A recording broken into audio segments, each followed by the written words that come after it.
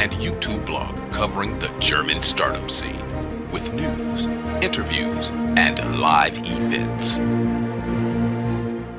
Hello and welcome everybody. This is Joe from Startuprad.io, your startup podcast and YouTube blog from the German-speaking area in Germany, Austria, and Switzerland, as well as the world's #1 tech entrepreneurship radio called Startup.radio. I know, a little bit confusing. Sorry about that.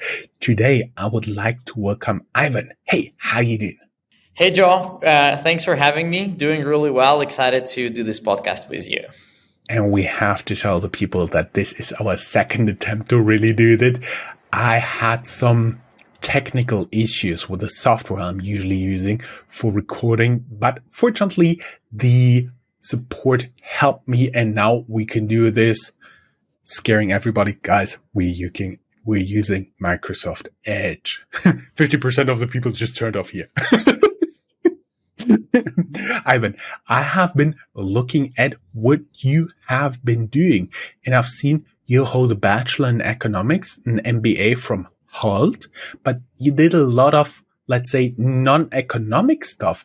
You've been in marketing and consulting in Moscow. You've been in project management in Zurich. You've been a marketing manager in San Diego, a project manager in Boston, and you stopped in several startups in the Bay Area, including in areas like marketing, PR, and SEO. And then you came to Berlin. Can you take us a little bit along this very interesting, very international journey? And especially for the people out there listening, because right now, as we're recording this, we are in the podcast charts of countries like Portugal, Mauritius, and many, many other interesting places. And they may be curious, how do I get a job in the Silicon Valley or Boston if they like to wear warm socks in the winter, right? No, absolutely. Happy to talk you through it. So I'm originally from Moscow, and that's where I started my first business when I was pretty early in my journey. I self-learned marketing, and I was always passionate about the whole go-to-market topic. It felt like I can really help the right technology appear in front of the right customers so they recognize the value.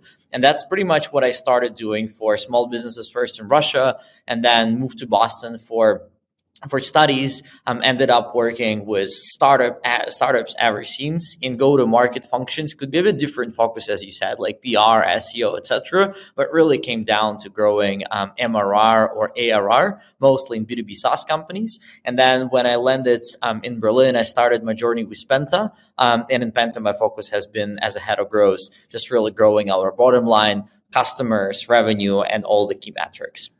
Everybody who's listening to this podcast for quite a while, and there are a few thousand people out there, they may remember the very energetic co-founder of Penta named Luca.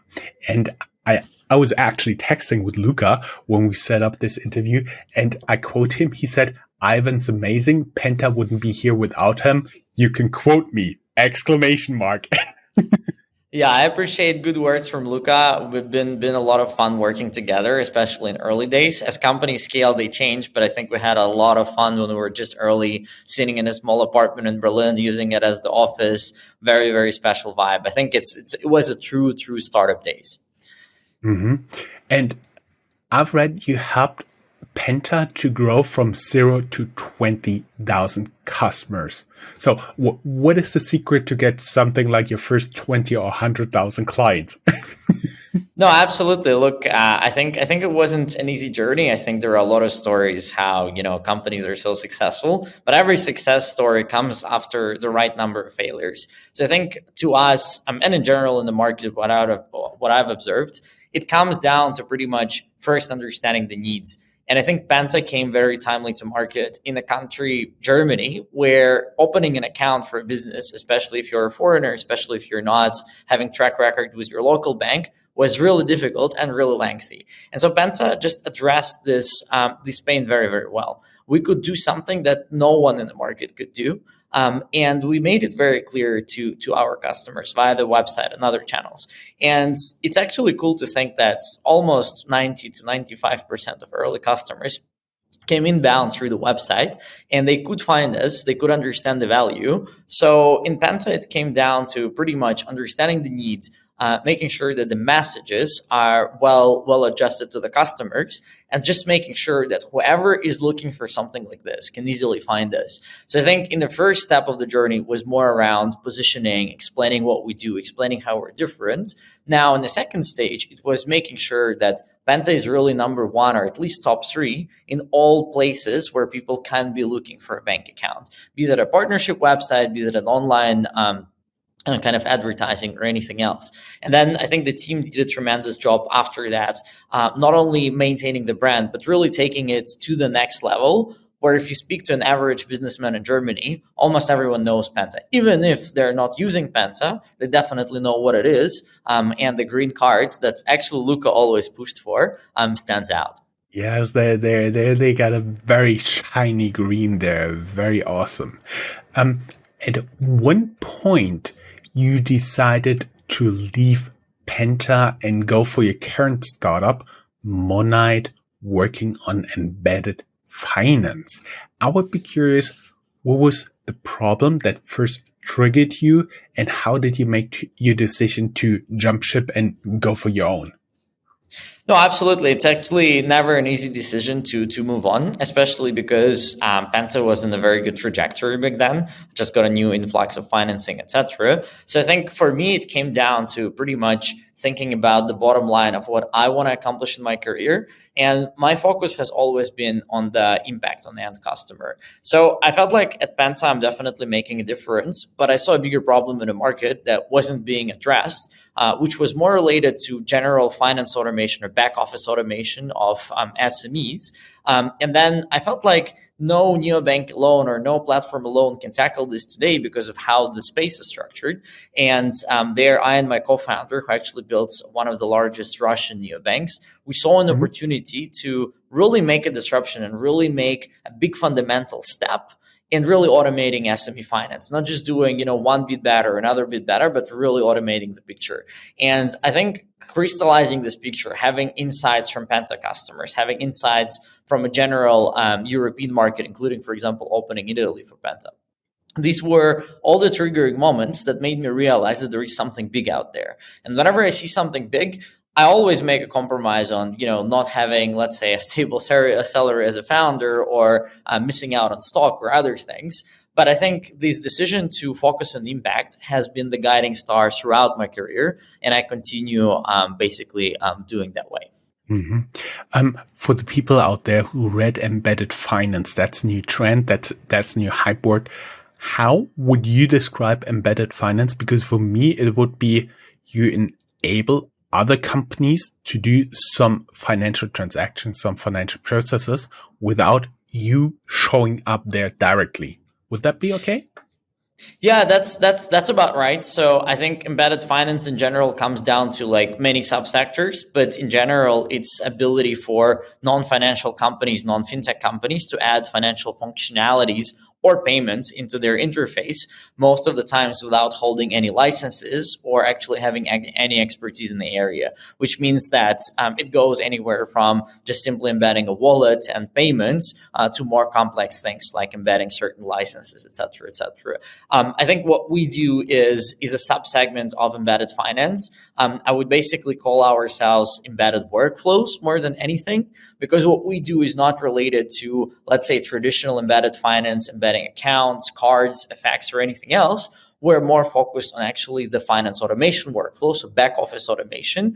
And then we basically link with other embedded finance providers to close the workflow. So we're more focused on things like embedded invoicing, embedded payables automation, embedded expense management. And then we pretty much connect the dots with payments, with financial services through our partners. I'm right now smiling a little bit here because one, you write on your website, startups using up to 15 hours a week to perform financial tasks. I do believe in many startups, it's a lot more. And basically what you're saying, you automate everything most startups do with an Excel sheet, right? Yeah, that's actually true. I think that there is I think in the startup audience, we all have a bit of misconception that because we are using cool tooling and modern tooling, most of the market is. And that's also, what comes up a lot in our talks with VCs. But in fact, the situation is very different. And as A16Z wrote a while ago, the revolution is yet to happen in CFO tooling. And therefore, what's important to realize is that most of the market is sitting with Excel for receivables, for payables, for many other things. They're not using modern tooling, like not even Bill.com. Some of the people, for example, in the US use QuickBooks, etc., but it's far from being automated. So we end up having 70, 80, almost 90% of SMEs in some markets not actually using the full automation or even the partial automation. And a lot of things they are doing by hand are very easy to automate. Now, the issue is very simple, that convincing an SME to use any sort of tooling is very difficult, as well as convincing them to use a neobank or something else, which is why the market penetration of new tooling is super low. And while we started first at Monite as a B2B company, we felt this pain very well. And I also know it from Penta times. It's very challenging. Now, the way we approach the market now is turning it around and saying, look, there are so many platforms that already have businesses that trust them. Neobanks, vertical SaaS companies, fintech SaaS, etc. Why don't we let them bring more value to their customers by embedding this finance automation? And that's pretty much where Munite comes in and does what we call all the boring work for this platform. The work that they're not willing to do because it's not their core business, but the work that really enables to open up new value streams for their customers. And on the other hand, you basically utilize their client base, their marketing to do your job, right? Correct. Actually, we just plug in a revenue stream into them. We are nowhere to be seen. So for a customer of, let's say, Penta or Conto or any software platform, it would look like Penta just shipped great accounts payable automation solution, or Conto just shipped great invoicing. We would not be in the picture, but the customers would actually imagine that this is being provided by their provider. And there is already a very good example, for example, in B2C, where whoever is using Revolut trading probably thinks it's Revolut being so cool, but there is Drivewell's API behind it. And situations like this basically show that time to market to bring value is streamlined big time. And the neobanks or other companies just don't have to defocus. They plug in a specialized API and it just works. Mm-hmm, mm-hmm. I see. And what are you guys currently offering? As I said, it's to the end customer, but basically you're here more talking to the entrepreneurs, to the people in charge of businesses, if they could use one or two like building blocks of your tool to put it in their software.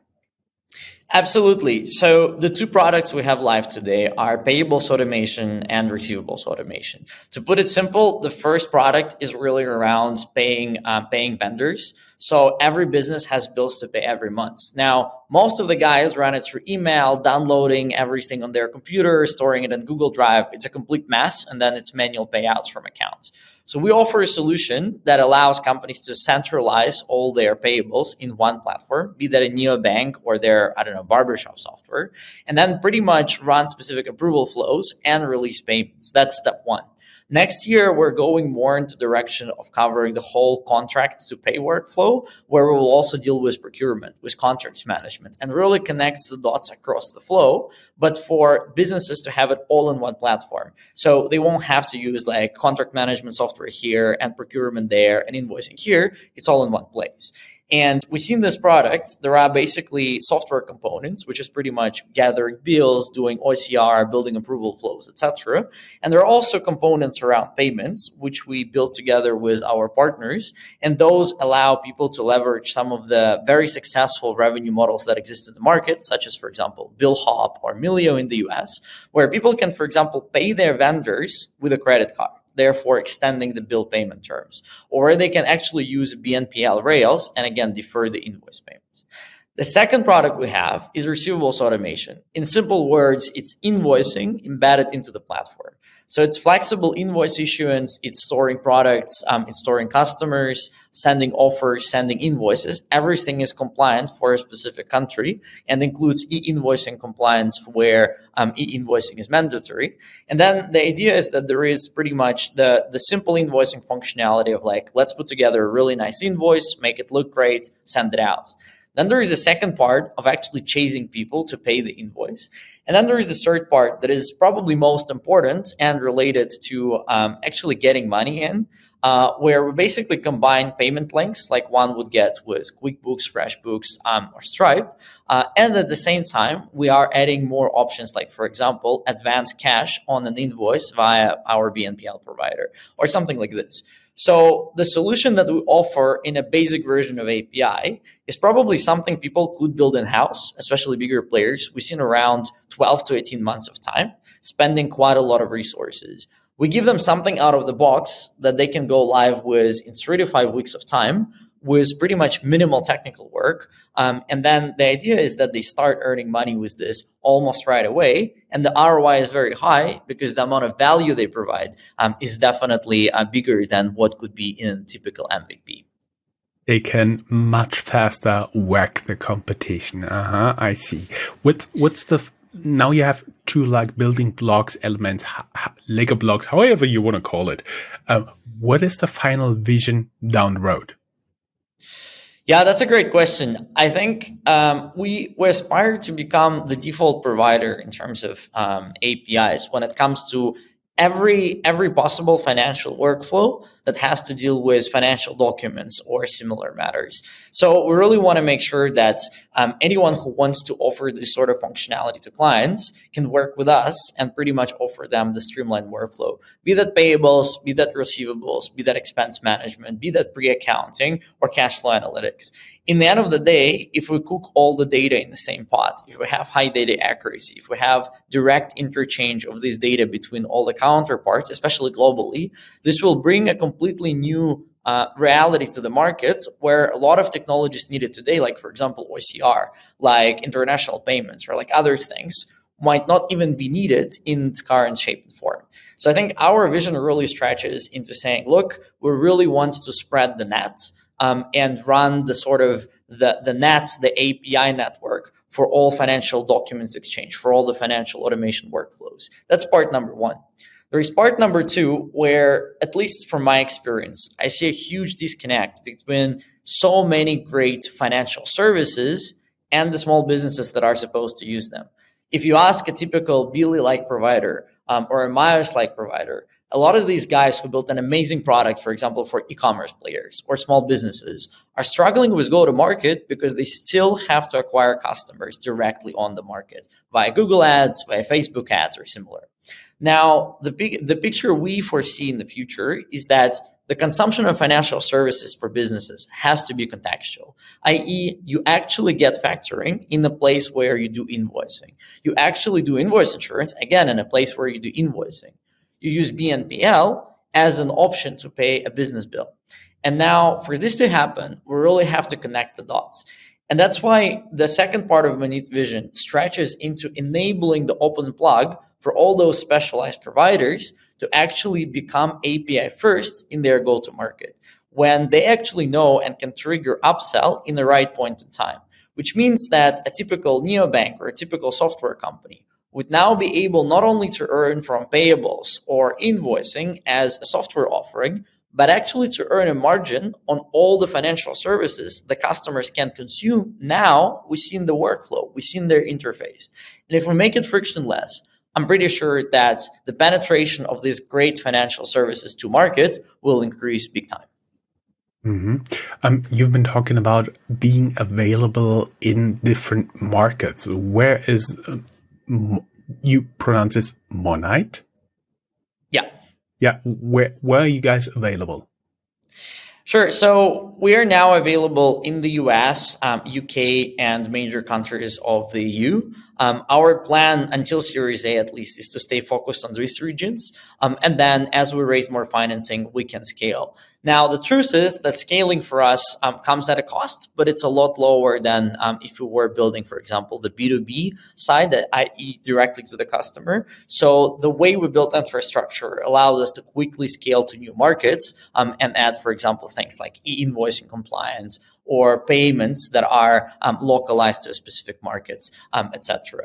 And the beauty of our business is that at the moment, we're not bound by any licenses. We don't need local licenses, or for example, payment licenses to operate in the location. We'll leverage providers for that, which means that our go-to-market time for new regions is a lot faster. Mm-hmm. You talked about funding. I've seen you raised something like a little bit over $6 million US so far in seed and pre-seed, and your investors include Ralf Müller, ex-Deutsche Bank board member and the COO of ING in Germany, Point72 Ventures from New York City, Victor Jacobson, the co-founder of Klarna, Molly founder Adrian Mole, former Google payment boss Jonathan Weiner, and senior director from PayPal Phil Walker. How did you get your hands on those people? And does it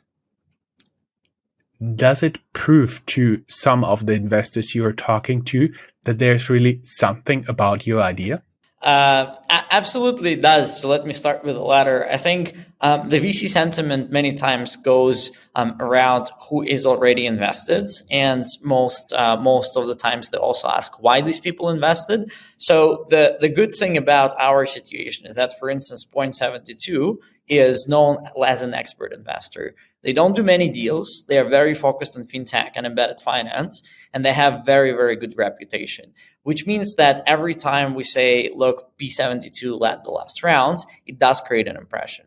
Now, in terms of how we found all these angels, so the general sense I get, and look, I'm a first-time founder, so I had to learn it all from scratch.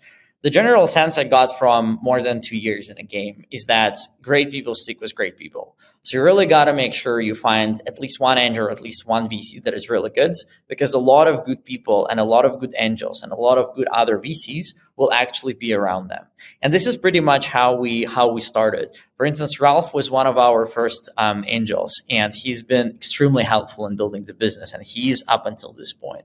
Now, Point72 came around, but they also brought in the angel network, some of which you already named, that the guys who came in the last round. So the general recommendation I would make for anyone who is raising, try to find a really, really strong lead investor, or at least a lead angel who will bring the network with them. And it's usually marginally a lot easier to close +1 or 2 or 3 cool people, founders, execs, if you already have 1 or 2. Because they all know each other and they all speak to each other. So sometimes just saying that, for instance, we also have Tom Stafford from DST. Sometimes saying that Tom Stafford is invested tells it all to people. They trust the judgment of the other person so much that they would actually come along because they think you're cool and it makes sense. Now, the one precondition to this is that the market is split into people who kind of trust you with the vision and invest more into the people side, and people with a strong hypothesis in the area. So in P72 case, P72 had a hypothesis around what we do before they found us. So they had a view on the market that was very strong. And when they found us, they were just making sure that we're the right team to build this. And I think this is a rare occasion, because most people will actually kind of expect you to bring the idea to them, explain why it's cool. They might not have a pre-made hypothesis or a strong view on the market yet. Mm-hmm. And I also found where you guys are currently spending your money. I've seen you have at least 40 employees, 52% growth in the last 6 months. And on average, the people are there less than half a year. So that means you are currently hiring as crazy. Is that still true?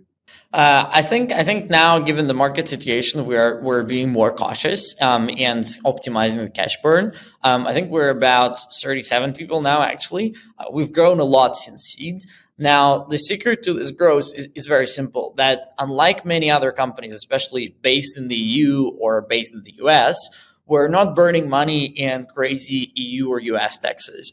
we're deploying teams, especially for tech and products, in locations that are tax efficient, like for instance, Georgia, which means that we don't have to pay high margin on top of employee salary for taxes. And this means we can afford more people at a lot lower burn. So for instance, if we had our HQ or most people in Israel, in Silicon Valley, in Germany, we would probably be able to afford the team that is half the size we have right now. Mm-hmm.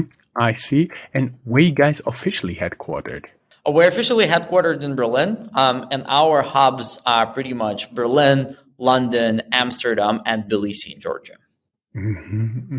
I see. And again, just to comment on that, I think our challenge has largely been assembling a team of senior fintech experts. COVID made it harder in a sense that people got picky. People aren't willing to move anymore. They just want to work where they are, which meant that we also have to adjust. Our head of API is ex-head of API at Edian. To get this guy on board, we had to create very comfortable conditions for him to join.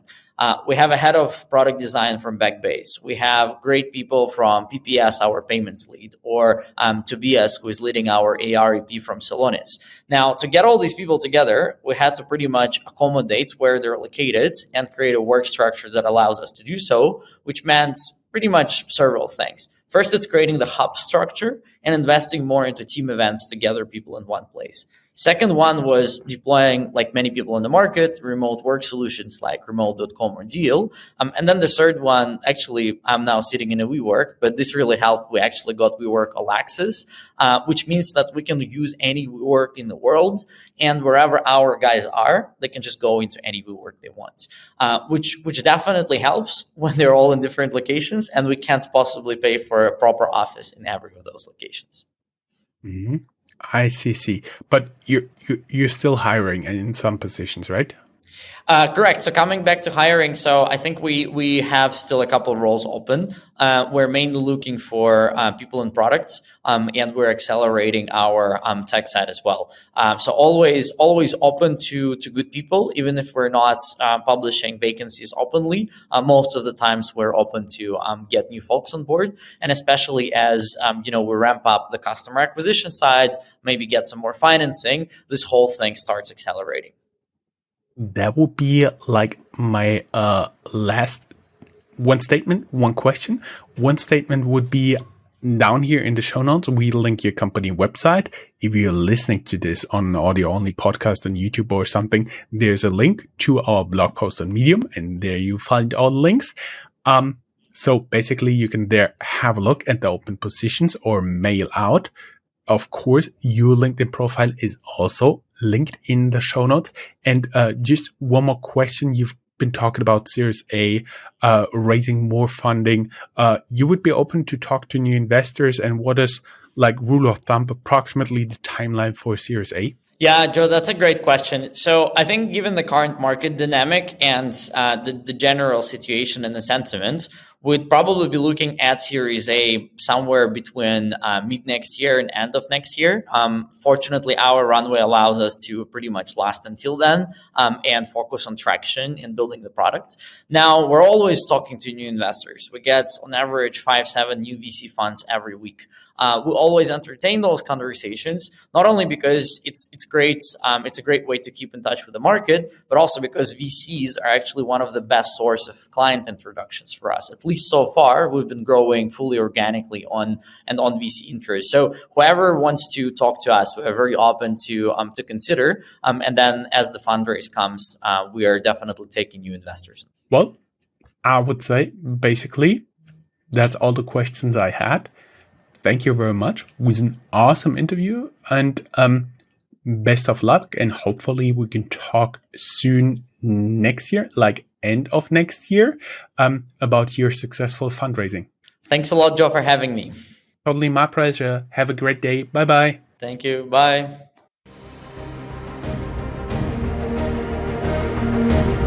That's all, folks. Find more news, streams, events, and interviews at www.startuprad.io. Remember, sharing is caring.